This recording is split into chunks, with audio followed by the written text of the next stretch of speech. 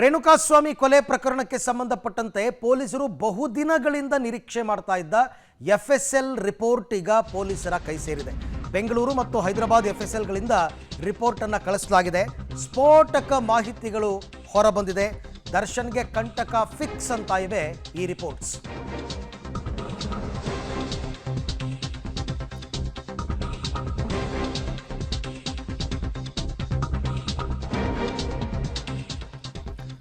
D ಗ್ಯಾಂಗ್ನಿಂದ Renukaswamy ಕೊಲೆ ಕೇಸ್ನಲ್ಲಿ ಪೊಲೀಸರ ಕೈ ಸೇರಿದೆ ಡಿ ಗ್ಯಾಂಗ್ನ ಎಫ್ಎಸ್ಎಲ್ ರಿಪೋರ್ಟ್. ಪಬ್ಲಿಕ್ ಟಿವಿಯಲ್ಲಿ ಇದು ಸೂಪರ್ ಎಕ್ಸ್ಕ್ಲೂಸಿವ್ ಸುದ್ದಿ.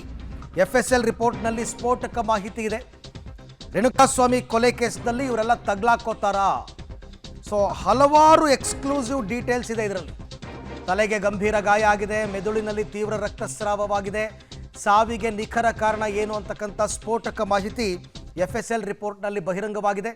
ಹಲವಾರು ವಿಚಾರಗಳನ್ನು ಹೇಳಿದ್ದಾರೆ ರಿಪೋರ್ಟ್ನಲ್ಲಿ. ಆ್ಯಕ್ಚುಲಿ ಪೋಸ್ಟ್ಮಾರ್ಟಮ್ ಮಾಡಿದಾಗಲೇ ಕೆಲವೊಂದು ಡೀಟೇಲ್ಸ್ ನಮಗೆ ಲಭ್ಯ ಆಗಿತ್ತು. ಪೋಸ್ಟ್ಮಾರ್ಟಮ್ನ ಜೊತೆಗೆ ಎಫ್ಎಸ್ಎಲ್ ರಿಪೋರ್ಟ್ ಕೂಡ ಬಂದಿದೆ. ಮರಣೋತ್ತರ ಪರೀಕ್ಷೆಯಲ್ಲಿ ಒಂದಷ್ಟು ಮಾಹಿತಿಗಳು ಬಂದಿದೆ.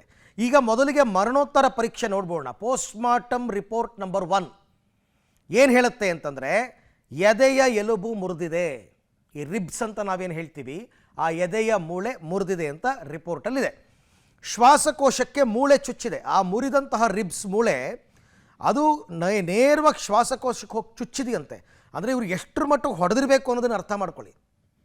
ಎದೆಗೆ ಹೊಡೆದು ಎದೆ ಮೂಳೆ ಮುರಿದು ಅದು ಹೋಗಿ ಲಂಗ್ಸ್ಗೆ ಚುಚ್ಕೊಂಡಿದೆಯಂತೆ. ಇದರ ನಡುವೆ ತಲೆಗೆ ಗಂಭೀರವಾದ ಗಾಯವಾಗಿದೆ ಅಂತ ಹೇಳ್ತಾರೆ. ಅದು ಯಾಕೆ ಅಂತಂದರೆ, ಇವ್ರು ತಗೊಂಡೋಗಿ ತಲೆನ ಇದಕ್ಕೆ ಲಾರಿಗೆ ಗುದ್ಸಿದ್ರಲ್ಲ, ಅದಕ್ಕೆ ಮೆದುಳಿನಲ್ಲಿ ತೀವ್ರ ರಕ್ತಸ್ರಾವ ಆಗಿದೆಯಂತೆ. ಆ ಗುದ್ಸಿದ್ದಕ್ಕೆ ತಲೆನಲ್ಲಿ ಗಾಯ ಆಗಿ ರಕ್ತಸ್ರಾವ ಆಗಿದೆ. ಲಾರಿಯ ಹಿಂಭಾಗಕ್ಕೆ ಗುದ್ದಿರೋದ್ರಿಂದ ತಲೆಗೆ ಗಾಯ ಅಂತ ಹೇಳ್ತಾರೆ. ಯಾಕೆ ಗಾಯ ಆಯಿತು ಅಂತಲೂ ಹೇಳ್ತಾರೆ. ಇನ್ನು ಬೆನ್ನು ಮೂಳೆಗೆ ತೀವ್ರ ಹಾನಿಯಾಗಿದೆಯಂತೆ. ಬೆನ್ನು ಮೂಳೆಗೆ ಬ್ಯಾಕ್ ಬೋನ್ ತೀವ್ರ ಹಾನಿಯಾಗಿದೆ. ಇನ್ನು ವೃಷಣ ಚೀಲದಲ್ಲಿ ರಕ್ತ ಸೋರಿಕೆ, ಟೆಸ್ಟಿಸ್ ಅಂತ ನಾವೇನು ಹೇಳ್ತೀವಿ, ಆ ಟೆಸ್ಟಿಸ್ ಚೀಲದಲ್ಲಿ ರಕ್ತ ಸೋರಿಕೆ ಆಗಿದೆಯಂತೆ. ಅಂದರೆ ಕಾಲಿಂದ ಮರ್ಮಾಂಗಕ್ಕೆ ಒದ್ದಿರೋದ್ರಿಂದ ರಕ್ತ ಸೋರಿಕೆಯಾಗಿದೆ ಅಂತ ಹೇಳ್ತಾರೋ. ಮೊಣಕಾಲು ಮುರಿತವಾಗಿದೆ. ಒಬ್ಬ ಪೇಷಂಟ್ ಥರ ಇದ್ದ ವ್ಯಕ್ತಿನ ಸಾಯಿಸೋದಕ್ಕೆ ಇಷ್ಟೆಲ್ಲ ಮಾಡಬೇಕಾ?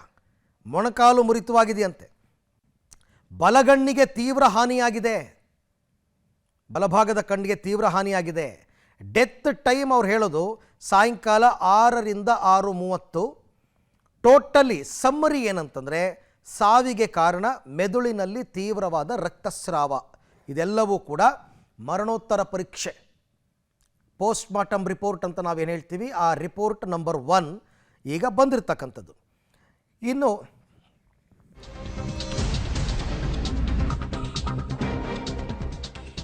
ಇನ್ನು ದರ್ಶನ್ ಬಟ್ಟೆ ಮೇಲಿದ್ದ ರಕ್ತದ ಕಲೆ, ಅದು ಕಂಟಕ. ದರ್ಶನ್ ಧರಿಸಿದ್ದ ಪ್ಯಾಂಟ್ ಟಿ ಶರ್ಟ್ನಲ್ಲಿ ರಕ್ತದ ಕಲೆ.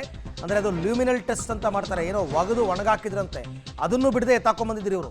ಟೆಸ್ಟ್ ಕಳಿಸಿದಾಗ ಅದು ರೇಣುಕಾಸ್ವಾಮಿ ರಕ್ತದ ಕಲೆ ಅಂತಲೇ ಗೊತ್ತಾಗಿದೆ.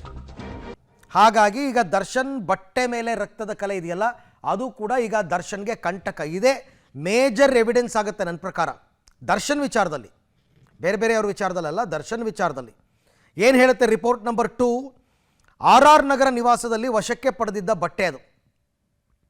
RR ನಗರ ನಿವಾಸದಲ್ಲಿ ಅಂದರೆ ಇವರು ಫಸ್ಟ್ ತಗೊಂಡಾಗ ಅದನ್ನು ವಿಜಯಲಕ್ಷ್ಮಿ ಮನೆಗೆ ಹಾಕ್ತಾರಂತೆ, ವಿಜಯಲಕ್ಷ್ಮಿ ಅದನ್ನು ವಾಶ್ ಮಾಡ್ತಾರಂತೆ, ಅದನ್ನು ತೊಗೊಂಡು ಬಂದಿದ್ದರು. ಕಪ್ಪು ಬಣ್ಣದ ಟಿ ಶರ್ಟು, ನೀಲಿ ಕಲರ್ ಜೀನ್ಸ್ ಪ್ಯಾಂಟು ಪೊಲೀಸರು ವಶಪಡಿಸ್ಕೊಂಡು ಅದನ್ನು ಕಳಿಸಿದರು ಎಫ್ಎಸ್ಎಲ್ ರಿಪೋರ್ಟ್ಗೆ. ಎರಡೂ ಬಟ್ಟೆಯಲ್ಲಿ ರೇಣುಕಾಸ್ವಾಮಿಯ ರಕ್ತ ಪತ್ತೆಯಾಗಿದೆ. ರಕ್ತದ ಹನಿಗಳು ಅಂದರೆ ಏನು ಇಂಡಿಕೇಟ್ ಮಾಡುತ್ತೆ ಅಂದರೆ, ಆ ಹಲ್ಲೆ ನಡೆದಾಗ ದರ್ಶನ್ ಅಲ್ಲಿದ್ದರು, ಅದಕ್ಕೆ ರಕ್ತ ಹಾರಿರೋದು ಅಂತ. ಪ್ಯಾಂಟ್ನಲ್ಲಿ ಚಿಮ್ಮಿದ ರೀತಿಯಲ್ಲಿ ರಕ್ತ ಪತ್ತೆಯಾಗಿದೆಯಂತೆ. ಬಟ್ಟೆ ತೊಳೆದಿದ್ರೂ ಕೂಡ ಅದು ಹಿಮೋಗ್ಲೋಬಿನ್ ಇರುತ್ತಲ್ಲ, ರಕ್ತದ ಹಿಮೋಗ್ಲೋಬಿನ್, ಆ ಲ್ಯೂಮಿನಲ್ ಅಂತಕ್ಕಂಥ ಲಿಕ್ವಿಡನ್ನು ಹಾಕಿ ಟೆಸ್ಟ್ ಮಾಡಿದಾಗ ಹಿಮೋಗ್ಲೋಬಿನ್ ಇದ್ದರೆ, ಒಂದು ವೇಳೆ ಇರುತ್ತಂತೆ ಸಾಮಾನ್ಯ, ಅದು ರಿಯಾಕ್ಟ್ ಆಗುತ್ತೆ, ಹಸಿರು ಮತ್ತು ಕೆಂಪು ಬಣ್ಣಕ್ಕೆ ತಿರುಗುತ್ತಂತೆ. ಅದನ್ನು ನೋಡಿ DNA ತೆಗೆದು ಅದು ಯಾರ್ದು ಬ್ಲಡ್ ಅಂತ ಚೆಕ್ ಮಾಡಿದಾಗ ರೇಣುಕಾಸ್ವಾಮಿದು ಅಂತ ಗೊತ್ತಾಗಿದೆ. This is not post-mortem report. ಮೊದಲನೇದು ಪೋಸ್ಟ್ಮಾರ್ಟಮ್ ರಿಪೋರ್ಟ್, ಇದು ಎಫ್ಎಸ್ಎಲ್ ರಿಪೋರ್ಟ್. ಇದು ಎಫ್ಎಸ್ಎಲ್ ರಿಪೋರ್ಟ್ ನಂಬರ್ 2.